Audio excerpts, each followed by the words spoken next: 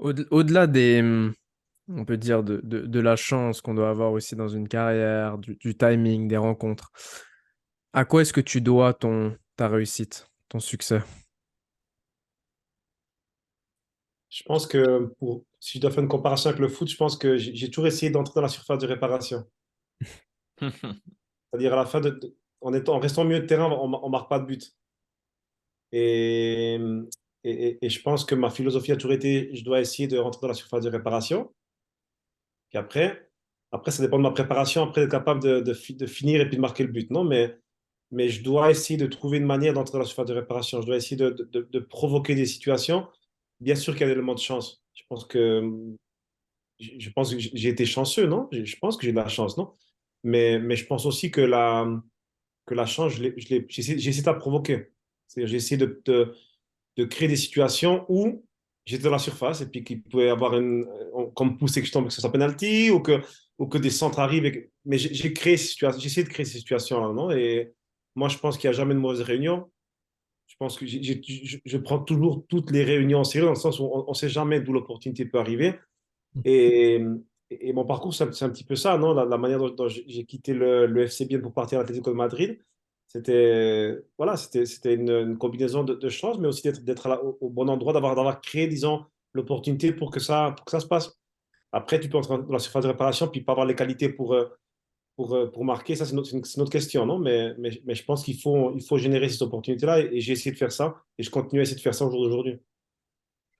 Maintenant, si tu nous traduis cet exemple et cette métaphore qui est très bien dite, je pense, sur le terrain de tous les jours, tu as parlé de la qualité qu'il faut avoir quand tu es dans la surface.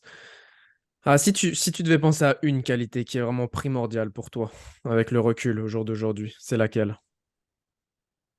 Think big, penser grand, non?